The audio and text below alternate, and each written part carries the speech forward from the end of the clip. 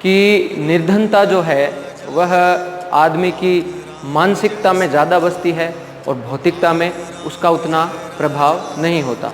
और जब तक व्यक्ति शिक्षित नहीं होता तब तक उस निर्धनता के भाव को उसकी मानसिकता से निकाल पाना असंभव है।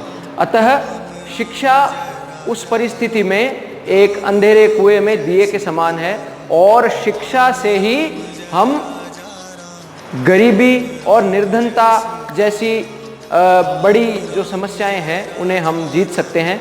और उसी विषय से आगे बढ़ते हुए निर्धनता और शिक्षा के प्रभाव से जो परिस्थिति पैदा होती है और जो उस परिस्थिति की वर्तमान समय में आवश्यकता महसूस होती है, वो मानव पूंजी के रूप में हम कह सकते हैं कि उस शिक्षा का हमें परिणाम मिलता है।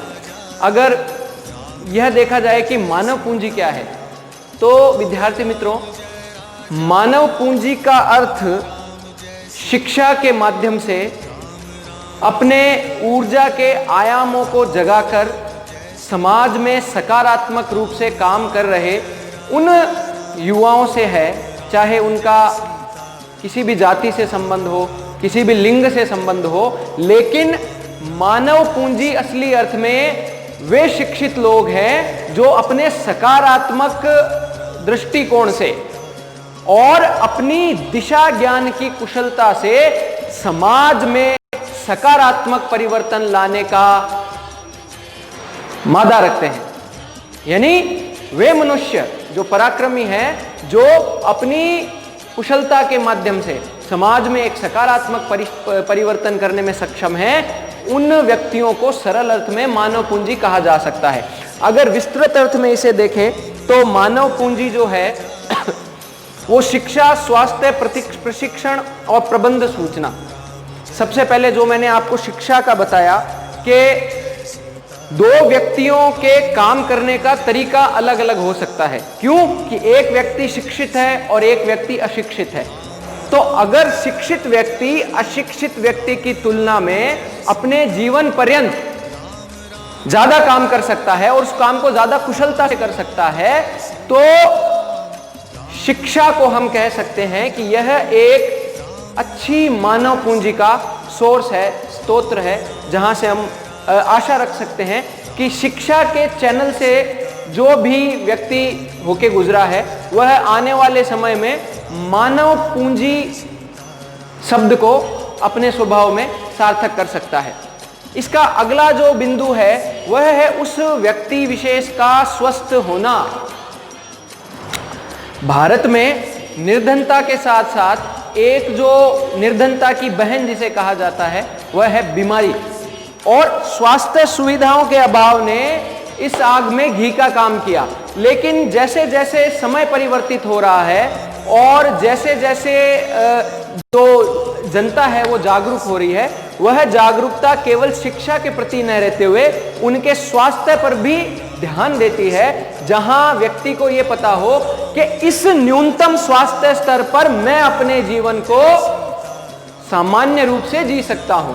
चाहे वह कैलोरीज के रूप में अच्छी खुराक अपने अंदर डालना हो, या साफ सुथरा जल पीना हो, या साफ सुथरे माहौल में काम करना हो, वह सब परिस्थितियां इस एक शब्द को अंगीकार करती है, जहां हम यह कहते हैं कि एक स्वस्थ मनुष्य में एक स्वस्थ नागरिक का निवास होता है और एक स्वस्थ नागरिक ही देश के आर्थिक संवर्धन में बहुत ही अपना लाभकारी जो योगदान है वह निभा सकता है।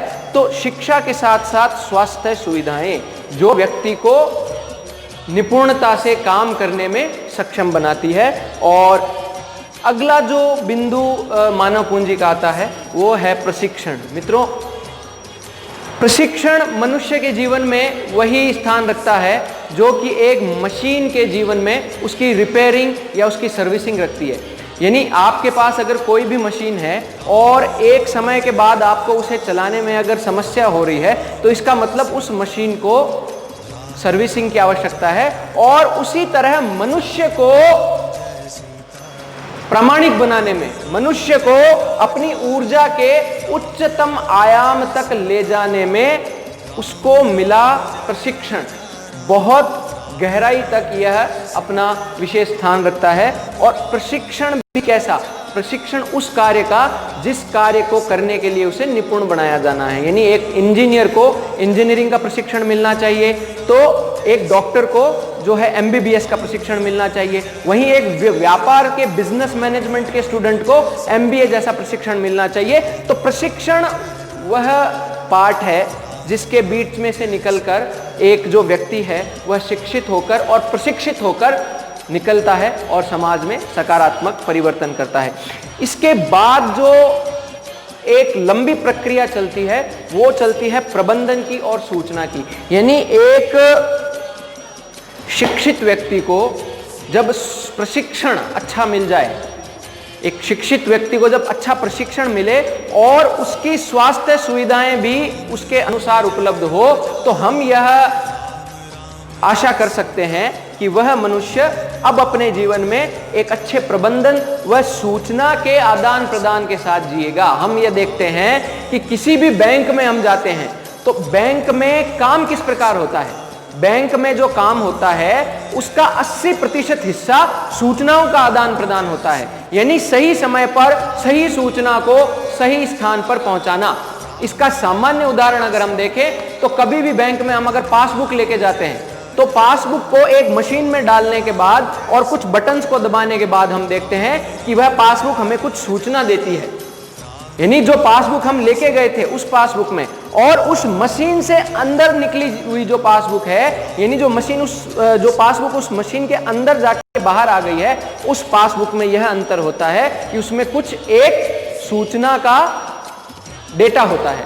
और यह प्रबंधन व सूचना जो है वह बड़े से बड़े तंत्र को चलाने में सक्षम है। अगर आपके पास अपने कर्मचारियों का प्रबंधन व सूचनाओं का सही आदान प्रदान करने की व्यवस्था है तो हम यह मान सकते हैं कि आपने मानव पूंजी के जो संसाधन हैं उनका सर्वोत्तम उपयोग किया है। और मानव पूंजी के साधनों पर अगर वापस प्रकाश डाला जाए तो अच्छी शिक्षा, अच्छा स्वास्थ्य, स्वास्थ्य के बाद और शिक्षा के बाद शिक्षण और प्रशिक्षण, प्रशिक्षण के बाद जो एक लंबी प्रक्रिया चलती है वह है प्रबंधन और सूचना, जो इन तीनों अवस्थाओं का एक परिणाम है कि जहां एक व्यक्ति शिक्षित है, प्रशिक्षित है और अगर वह स्वस्थ है तो वह अपने जीवन पर्यंत या एक लंबे समय तक प्रबंधन को और सूचना के आदान प्रदान को सुचारू रूप से चला सकता है। और यह चारों तत्व मानव पूंजी के सर्वोत्तम उपयोग को सिद्ध करते हैं और ऐसी मानव पूंजी समाज में जाकर कुछ सकारात्मक परिवर्तन करने में